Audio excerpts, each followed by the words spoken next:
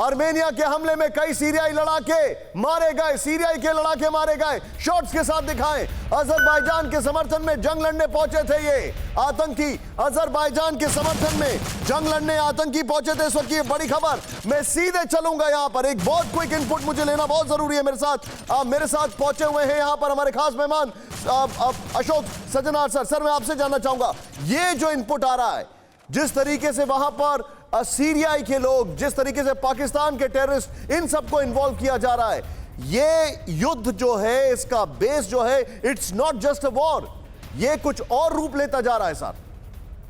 जी बिल्कुल, आप ठीक कह रहे हैं निशांत। फर्स्ट ऑफ ऑल मुझे आमंत्रित करने के लिए बहुत शुक्रिया, और अब मैं आपसे बिल्कुल सहमत हूं जो आप कह रहे हैं, जो ये एक दूसरा ही रूप लिया जा रहा है। और मेरे विचार से जो कुछ वहां पर हो रहा है, नगोर्नो काराबाख में स्टेपानाकर्त उनकी जो राजधानी है उसके ऊपर हमला हो रहा है, शूशा कैथेड्रल का भी जो उन्होंने बताया है, रिहायशी इलाकों पर जो उन्होंने बताया है, मेरे विचार से ये पूरे तरीके से तुर्की की सोच है।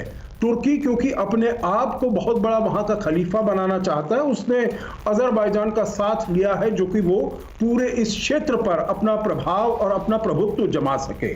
और देखिए, मैं तो ये समझता हूं, वो वहां से लेकर आया है सीरिया से, पहले भी वो आईएसआईएस को वहां पर सपोर्ट करता था, उनकी जो ऑयल पाइपलाइंस है, उनका जो तेल है वहां से, उसको भी वो ट्रांसपोर्ट करने में बहुत ही उनकी सहायता करता था। लीबिया से भी ये लेकर आया है बहुत सारे आतंकी, और फिर उसने गुलबुद्दीन हकमतियार से भी बातचीत की है, वहां से अफगानिस्तान से भी उसने आतंकियों को लाने का यहाँ पर प्रावधान किया है। तो मेरे विचार से ये सभी कुछ तुर्की का किया हुआ है। परंतु आखिरी बात जो मैं ये कहूंगा, जो आपने पहले शुरू में कही थी, जो आर्मीनिया बहुत नाराज है, जो यूएन कुछ नहीं कर रहा है। यूएन देखिए कुछ नहीं करेगा।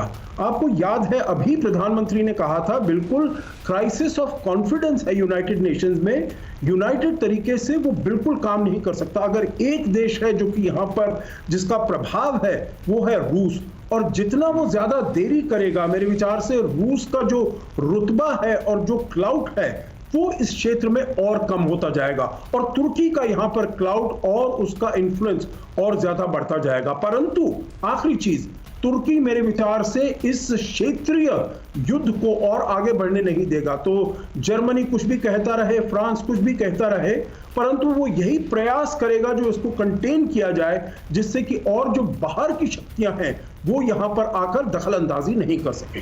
परवाह देश की, सोमवार से शुक्रवार रात 10 बजे TV9 भारतवर्ष पर।